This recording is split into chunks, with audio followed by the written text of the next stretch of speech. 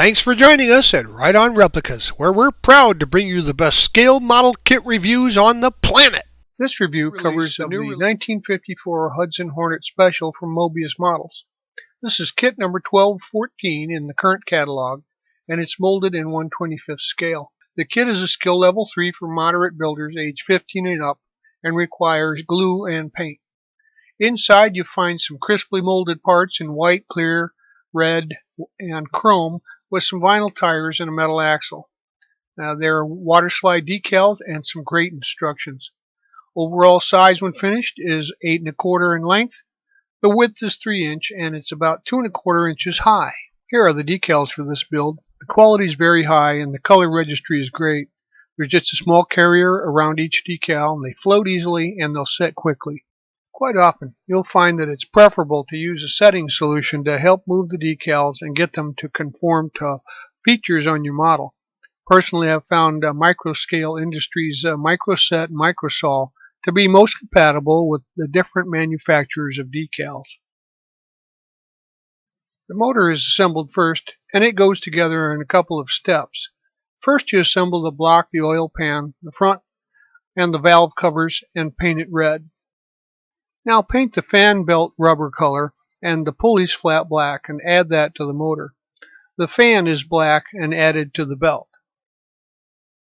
On the right side of the motor, the crankcase vent tube is painted flat black and added there. Then the exhaust manifolds are painted steel and added. The intake manifold is a gunmetal and added. And then the carbs are gold and added to the intake. The fuel pump is in aluminum and installed as well. On the left side of the motor, the throttle linkage post is steel and installed. Paint the starter black and put that on. The oil filter canister is a steel color and install that. The distributor is tan with aluminum and the coil is black. Install those too. Paint the oil tube red with a black cap and install that, and the generator is black and installed also. Now on to the top of the motor. You assemble the air cleaner's top, bottom, and cap and add decal number 8 to that. Note the instructions mislabel it decal 9. Paint the throttle linkage steel and install that, then add the air cleaners. Now paint the exhaust steel and install that as well. The motor is complete now, and as you look at the video here you can see the locations of all the components, but it really is a nicely detailed motor. Here you can see on the right side of the motor a good view of the exhaust, carbs, and fuel pump. Again, nice detail. Now you can put the wheel assembly together by simply inserting the rims into the tires. The tires aren't directional, so it doesn't matter which rim they go on. And if you want to give your tire like street used look, then press and roll the tread on a grit of 220 sandpaper, and this will rough up the surface and make it look like a used tire. Now start the suspension by installing the backing plates and spindles to the front tires and assembling the rear axle pieces together. The spindle, the brake plate, and the pin go together, and they're painted a satin black. The rear axle is assembled and the brake plates there are installed, and it's painted satin black also. Then install the tires onto the pins on the front spindle units. Here are the sub-assemblies after you've assembled and painted them. The chassis and interior is next. Paint the interior pan the color you want your interior to be and tape it off to paint the underside flat black. The frame is satin black, and paint these parts as follows. The A-arms are satin black, the springs are flat black with steel outer coils, the sway bar is satin black, and the tie rod is aluminum with flat black linkages. The master cylinder is steel colored, and so is the drive shaft. The exhaust is steel with aluminum mufflers. The upper cross member is satin black, and the leaf springs are satin black. The shocks are red, and the rear sway bar is black. On the front end, install the springs, tires with the spindles, and the sway bar, and the A-arm, as well as the tie rod. The cross member is installed on the interior pan. The drive shaft and exhaust are then sandwiched into the middle of the frame and pan as they are installed. Now add the master cylinder. Slide the metal axle into the rear axle and add the tires and wheels. Install the axle onto the frame with the sway bar and add the leaf springs and shocks. Also, line up the drive shaft into the differential there. Here is a close-up of the completed front suspension. This is the completed rear suspension. Notice the different tones in the shocks on the floor pan and also the position of the shocks. I added some flocking material here to give the interior a nice touch. You simply paint the floor pan the color that you want of carpeting. Then you spread a thin layer of Elmer's glue on it. Sprinkle on some of the flocking, let it set, and then dump off the excess. It's an inexpensive touch, but it really makes it look nice after it's finished. Now gather the parts needed to assemble the interior. The color scheme on the Hornet Special was a two-tone, so in this case I picked tan on a nutmeg color. Just assemble the seats and paint the interior the lighter color. Then once it's dry, you tape off the pleated areas of the seats and the door panels. That will remain a light color. Then on the back of the front seats, the pockets are taped off also. The grab bars are a light color and aluminum, and the pedals are flat black. Now you can install the pedals onto the floor pan, and also, having painted the exposed areas of the seats the darker color, you can install the grab handles onto the back of the front seat and place both seats into the interior pan.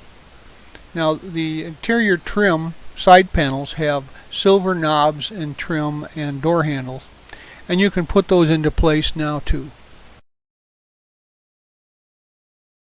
I searched the internet for some images of floor mats applicable to my Hudson, and this is what I found. I used a color inkjet printer to print them out on some black paper. Then I cut them out and placed them in the front seat area with some white glue. Now pull together all the pieces you need to put the dash panel together. The dash panel is painted nutmeg like the rest of the interior and detailed with aluminum and black knobs.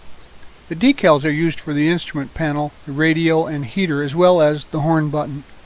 The heater is aluminum with flat black tubes added, and the wheel is tan. Now install the wheel into the column. Paint the knobs on the end of the turn signal indicator and shift knob black, and then install the dash into the interior and place the column in the dash and align it forward. Now we can gather the engine bay parts, and we'll paint the firewall and the radiator hoses and horns a matte black. We'll also assemble the motor and get it positioned to install. Now install the motor onto the motor mounts and align it with the drive shaft at the transmission, and then install the radiator and hoses to the frame and to the motor. Now add the horns to the firewall and the braces also, and add the wiper motor to the firewall too. This is painted flat black, and the two wiper mechanisms are steel and they're installed also. Next we'll start work on the body, and don't forget the fuel filler door and the hood. Now check the body over completely for mold lines and blemishes. This body has at least 5 distinct parting lines that need some attention. Each fender, like front fenders here, have distinct parting line that needs to be removed and repaired. There are also some parting lines on the rear deck and across the trunk right up at the top. Make sure that you use some 800 to 1000 grit paper and carefully sand and smooth those off. Now wash the car in a mild soap detergent solution and then rinse it off with cool water. Let it air dry. Then thoroughly prime the car inside and out with good quality primer. Once it's cured, check again for blemishes and make sure that you fix those with some fine sandpaper. Wash it again and prepare it for main color after air drying. Now make sure that your paint is compatible with the primer you used and spray the body in some nice even thin coats, building it up in layers until you get the color depth that you wanted. I used a green here that I had on hand, as it seemed to be typical of the kind of color they used back on this model. Once the body is cured, you can use some bare metal foil, or if you want, use some silver paint to complete the trim on the body. Use a brand new blade and your hobby knife and apply the foil to the trim areas, and then use the blade along the guidelines to remove the excess. Now you can apply the body decals, and most of the decals for this model are very small and probably won't require any, but I like to use setting solution just to make sure they adhere and conform to anything underneath them. To get a thinner, crisper, crystal clear look to your glass, we'll use some of this floor polish. Gather the parts for the interior and then dip the window glass into a vat or a bowl of some of the floor polish. Then let it wick off onto a paper towel until it dries. Make sure you cover the stuff up so that dust doesn't fall into it. Use some white glue to install the windows into the interior. The front and rear glass have a molding around them that needs to be foiled prior to installation, however. And install the mirror and the light, and paint the visors tan and add those as well to the ceiling. Now install the firewall at this time too. Now we can add the chassis to the body. Turn the body upside down and put it on something soft, and then pull the sides out very carefully and slide the chassis, kind of wiggle it into place into the wheel wells. It should snap there without any need for glue. Now we'll gather the pieces for the front end assembly. Add the door handles, the side mirrors, the wipers, and the antenna. And with some white glue, install the headlight lenses and put those in place. Now add the marker lights in the grille and install that. And add the bumper. Paint the battery black with steel posts and a green cap and install it. Now add the trim to the hood and just place it into position without glue on the body of the car.